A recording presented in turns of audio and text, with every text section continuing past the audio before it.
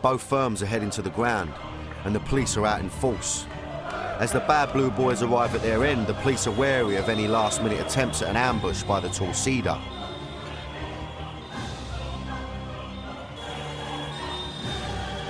Inside the ground, the crowd were coming to the boil.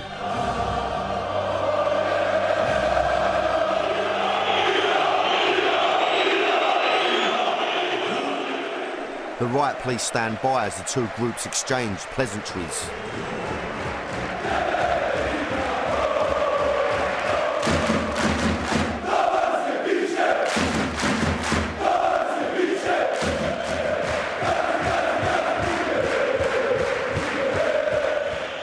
Throughout the game, various missiles are thrown towards the pitch.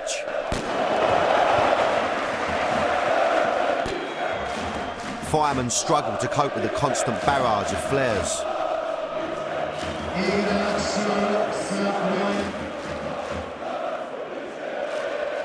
And when a fire is started in the Dinamo end and the police intervene, the lads from Zagreb dedicate a song to the other boys in blue.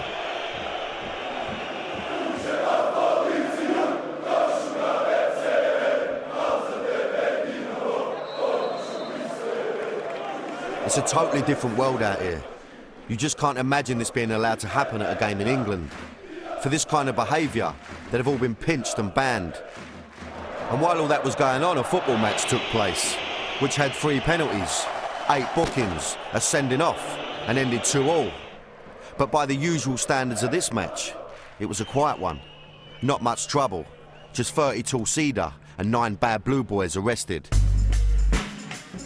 Split was certainly an eye-opener. I couldn't believe that this peaceful place was home to such a violent firm.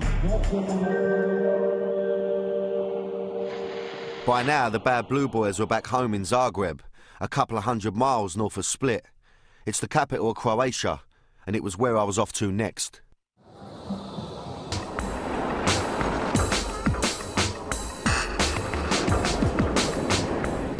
The difference between Split and Zagreb is like 2 different countries, to be honest with you.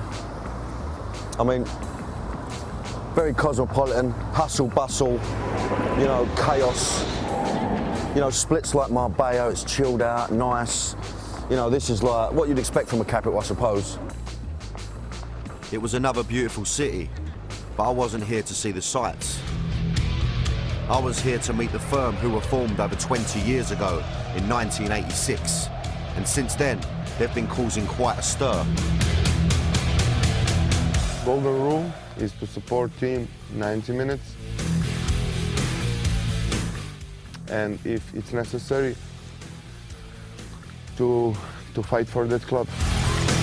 Here they are fighting in Milan in 2000, where they went on the rampage against the Italian police.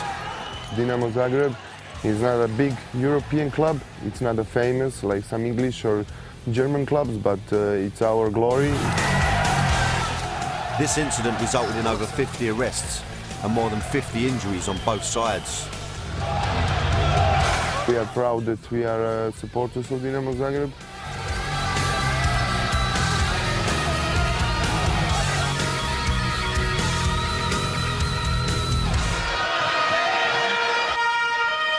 So when it comes to letting the players know they're not happy, they don't bother moaning on a football phone-in. They believe actions speak louder than words.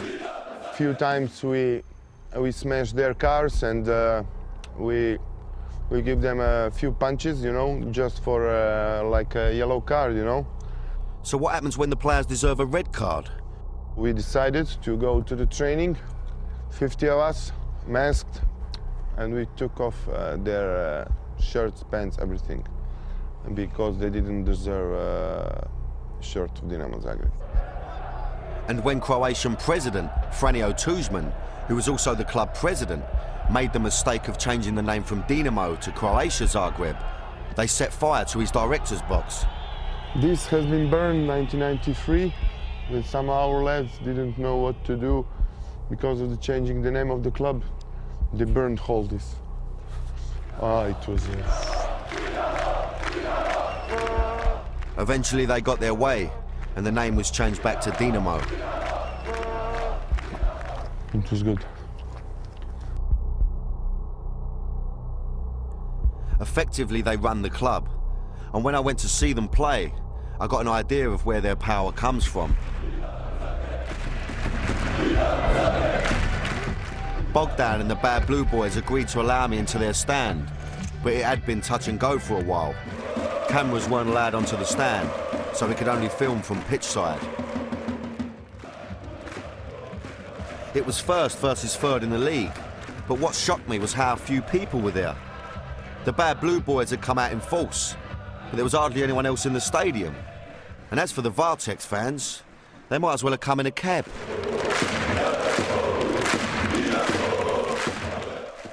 I realised why the Bad Blue Boys have so much power. Despite their antics, the club needs them, because if they weren't there supporting the team, nobody would be. I've never experienced nothing like it in the fact that constant singing. For 90 minutes, Bogdan made sure everyone on the stand was in full voice. Stands at the front with his back to the game.